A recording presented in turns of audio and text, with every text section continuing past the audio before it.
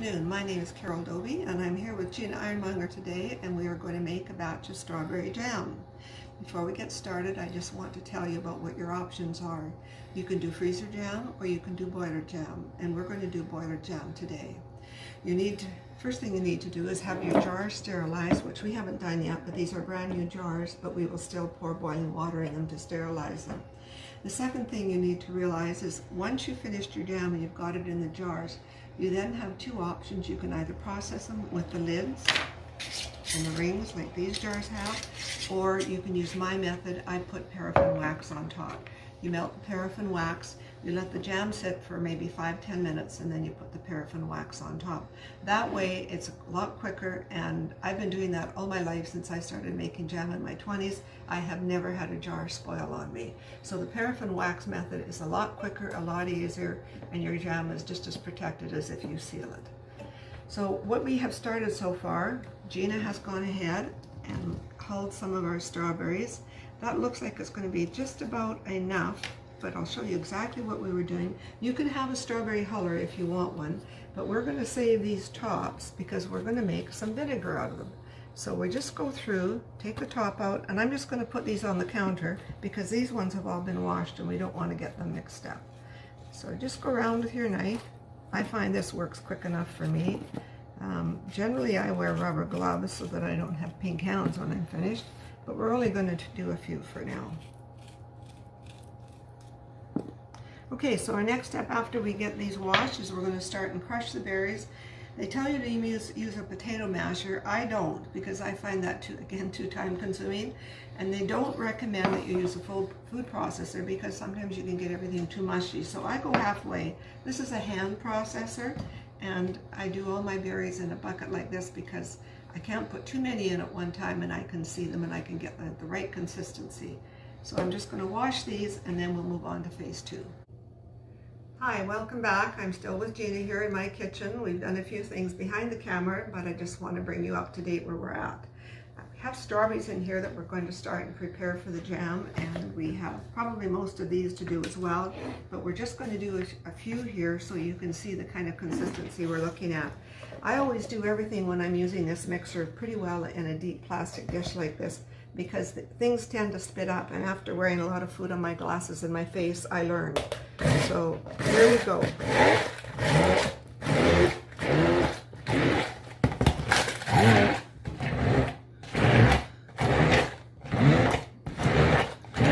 I think the reason why they tell you not to use the processor is because you want a few little pieces, nice chunks of strawberries in your jam. There's nothing better than having your strawberry jam on your toast or a scone and biting into a nice little chunk of strawberry. Okay, so this is just about where our consistency at, where we're ready to put this into the pot. So I'll put this into the pot with our sugar, and that has all been pre-measured as well. Our recipe calls for 7 cups of sugar, so I've got the 7 cups here prepared to go in. This is our pot that we're going to use. And I also wanted to talk to you quickly about the paraffin wax method.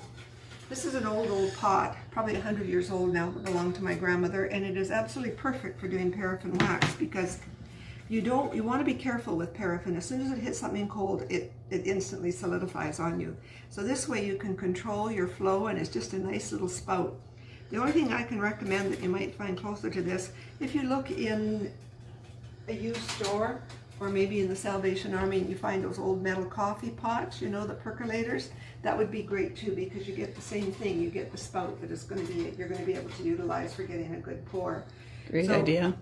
We're going to cut here now and come back in a few minutes to show you the other thing I should mention, is we have the boiling water. Our jars are sitting sterilized, so when it comes time, and we'll leave these until it's almost time to pour the jam into the jar so that the jar stays warm.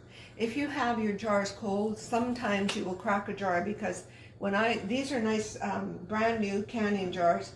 A lot of my jam is made in jars that I save from whatever I've had in it, relish or whatever. So these jars are brand new canning jars. So I always make sure, especially jars that have been pre-used for something else, I make sure that I bring them to a real nice temperature so they don't crack when I pour the hot jam in. And again, I learned that by experience once. So, okay, we'll be back in a few minutes. Okay, one thing that I should have told you in the very beginning was to make sure you had your crystals, whether it's your Certo rather, whether it's the crystal or the liquid, right out in front of you, because once the jam starts to boil, you want to move quickly. You don't want to have to be stopping and opening packages and wasting time. We have all our berries crushed now. We have our 4½ cups. I'm just going to put that in our pot here. I've tried to keep my work surface clean. If I wasn't on film, it probably wouldn't look like this at all. And this is our 7 cups of sugar into the pot. And then I'm going to put this on the stove and stir it up, and we're going to start and cook it and boil it. The other thing I wanted to mention about, I didn't want to tell you everything at once and give you too much information on one topic, but let's go back to the paraffin wax container. One thing you should understand is that paraffin wax, when you're melting it, will catch on fire very, very quickly. So have your stove at its absolute lowest heat. Electric works a bit better than gas because gas seems to be a bit hotter. So I have this plate that helps reduce the heat a little bit. And I will put this on my wax to melt just about the time my berry solution has been half cooked, and I'm about ready to add the Certo, because you don't want to take the chance that this is going to catch on fire by leaving it on there too long. And you don't have to worry about putting it into your jars instantly. You're better off if you let your jar sit maybe for 4 or 5 minutes or longer. So we're going to come back on camera here in a few minutes. I'm just going to put this on the stove and we're going to start and cook. Okay, we're over the stove now and we've started cooking our berries and our sugar solution. You're going to stir this while you're cooking it, and every once in a while you want to clean around the edges of the pots to get all the sugar back down into the pot. And as I'm stirring, I always keep a pair of scissors on hand, because you're going to notice sometimes there'll be a strawberry, you don't want it to be quite as big as it is. And so I'll just go through and clip some of them that I see that I don't want quite that big. Some people like them really big, so it's, you know, just by your own choice. If you like to have bigger chunks, then you can just eliminate that step, but I just thought I'd add it to you, or add it for you in case you want to make sure that they get just the size you want them. See, there's a real big one there. Okay, so now we're going to continue cooking this and it comes to the boil, and then we're going to boil it for 1 minute, and we're going to add our Certo. Yeah, that's what we're going to do.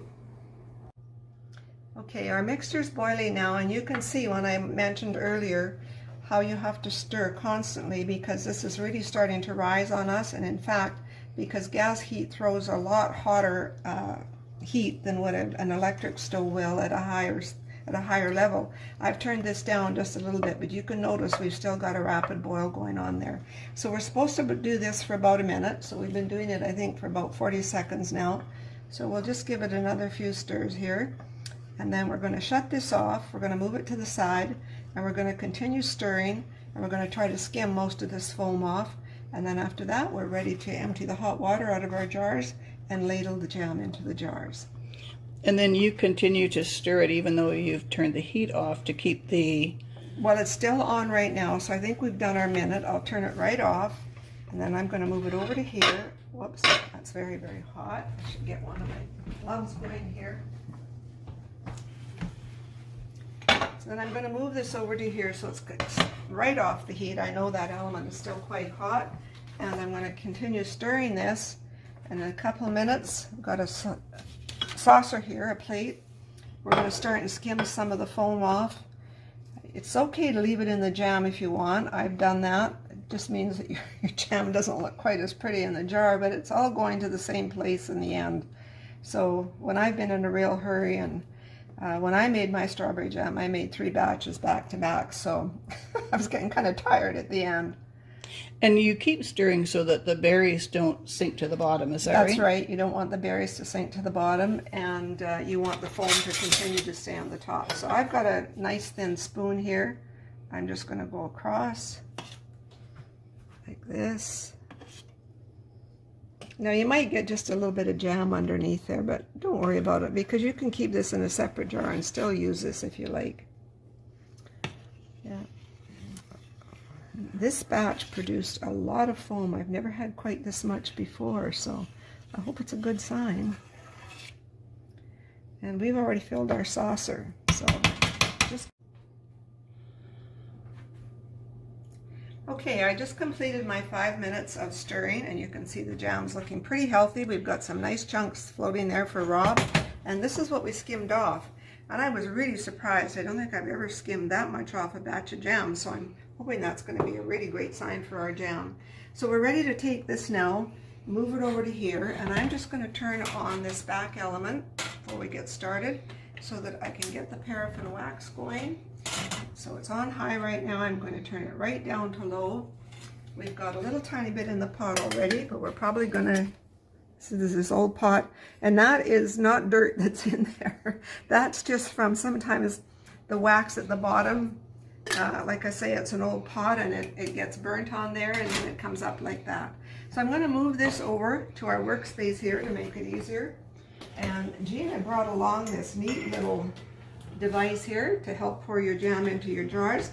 I've never used that, so I'm probably much sloppier when I'm doing mine than what you would be if you are using it. But I'm going to take my cup here and scoop up my jam. And you can tell if your jam's starting to set when you go along the edges. You can feel it's a little bit thicker. So we'll pour this into our jars. And remember what I told you, if you're using pre-used jars that you'd got relish or peanut butter or something in, to make sure that you put the hot water in there to sterilize them, and don't take it out until you're just ready to pour your jam in. So I just emptied these jars just before we were ready to start pouring.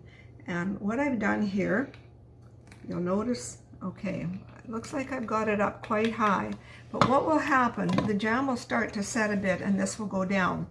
And what's really important, if you're using a used jar that perhaps had hamburger relish or something in it, where the jar didn't come up straight like this, and instead it gets to the top and it goes in, so that the part at the very top is smaller than the whole width of the jar. In this case, they're all the same size. And the reason I say that it's really important to watch you get that jam up, you want to get it past that indented rim, because once you put your wax on there, it's not so easy to get it off. It'll come off. You usually have to cut it in half and pull it out.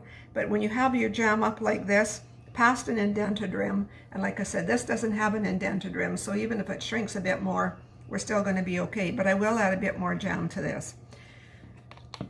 Okay, we can go ahead and fill our second jar here.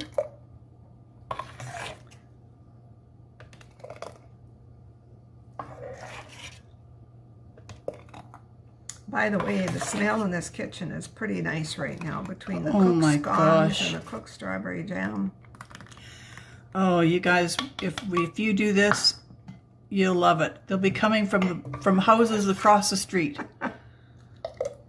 Yeah, I think no matter what it is, there's nothing beats homemade, whether you're doing your pickles, bread and butter pickles, dill pickles, mustard pickles, antipasto, which is an Italian specialty, and because there's a lot of culture from the Italians in Trail, and we just love their cooking and their pastries. They're unreal. So most of us that live in Trail at some time or other learn to make a few of the Italian dishes. So I see we have enough jam here for another jar. So I'm just going to leave these for a minute and just let them settle a bit, then I'm going to add a bit more. In the meantime, I'm going to get another jar and I'm going to sterilize it so that we're ready to put the rest of the jam in the other jar. Then by the time we're finished that, they can sit for a few minutes. Our paraffin wax will probably have melted, and we'll come back and we'll show you how to put the paraffin wax on.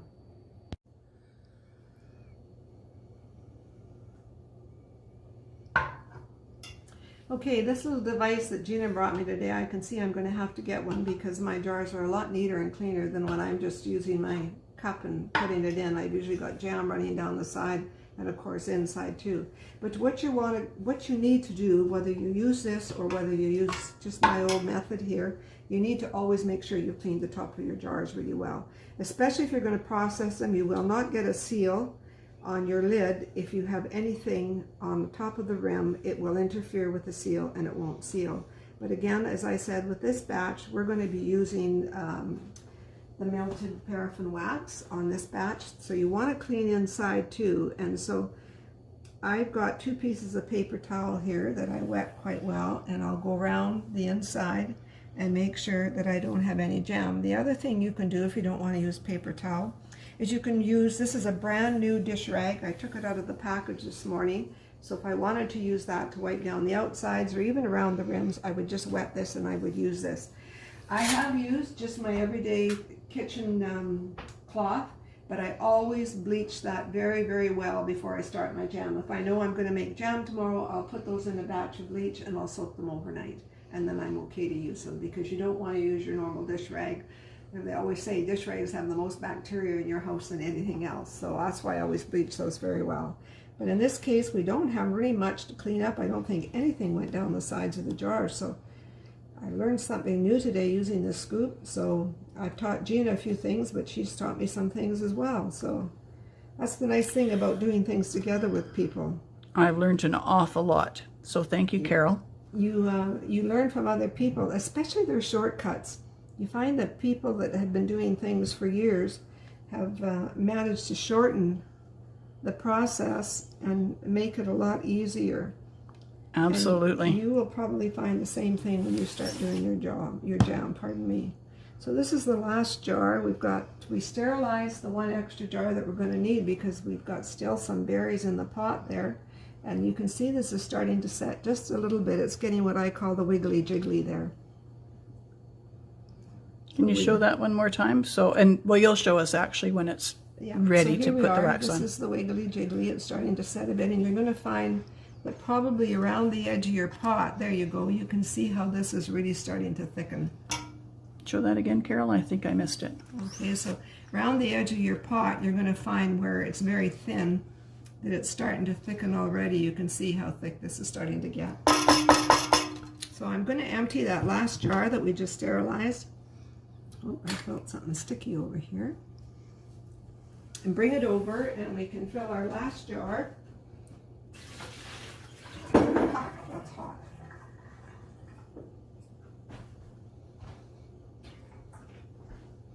And I hope we got enough to make this filled right to the top. If not, we're not going to put paraffin wax on this, and Gina and Rob will use this up right away. So I'm just going to pour right from the pot here.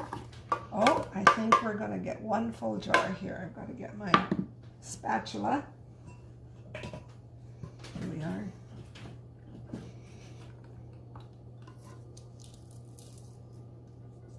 You can see how this is beading in the pot. That's where it's starting to thicken.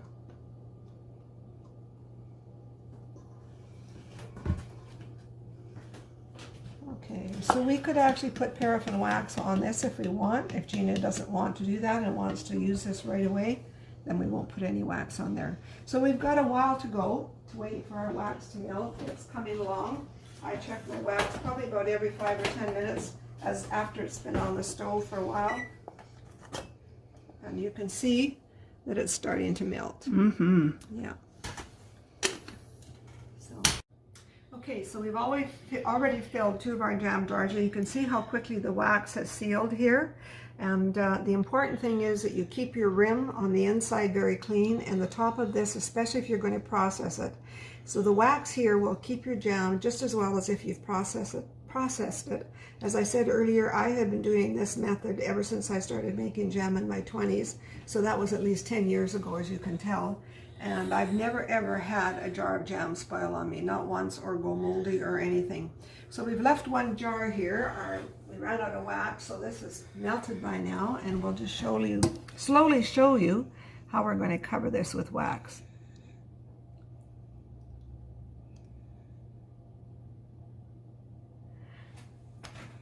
The other thing I wanted to tell you about using a paraffin wax, I think we've put enough in there, yes.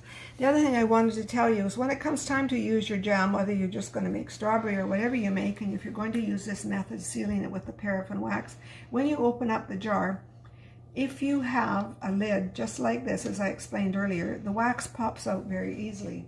But this was a jar, I didn't put the wax on it because I only had enough to fill the jar halfway up, so I've been using it right away. But you can see what I mean by the indented top, so that this is not straight up with the full length of the jar. So it's so important when you fill it to make sure you get past this level and up into the edge of the rim of the jar. because when it comes time to take it out, it will come out, but it's a little bit more work. And quite often you'll have to go in with a knife and break it off. And sometimes you'll get little pieces of wax on your jam, which you can just clean up very easily. The other thing is, once I'm taking the jam, or the wax top off the jam when I go to use it throughout the year, I take this over to the sink and I wash it really well, and I examine the underside, and if it looks like any pieces of jam or anything are in there, I have a little brush and I scrub the wax very good, because I recycle this. Gina has packed some of her stuff up, but a little box like this is around $10. So there's nothing wrong with recycling this. As long as it's clean and there's nothing in there, let it dry off, put it back in storage, and store it till you're ready to make your next batch of jam, and then reheat it again. So I've shut the stove off completely on this, and whatever's left in here will harden. So when I make my next jam, I'll add more wax in there, melt it, and go through the same process. So that's the end of our presentation on strawberry jam. I hope you're going to follow up and try our method. But whatever method you choose, best of luck, and enjoy your strawberry jam. Well, thank you very much, Carol. Okay, these are the scones that I was making while I was waiting for Gina to arrive. We finished all our jam. It's now time for us to have a great break. I've put some cream cheese and our fresh strawberry jam on top. So Gina and I are going to say goodbye for today, and we're going to enjoy our scones, jam, and coffee. And thank you for watching.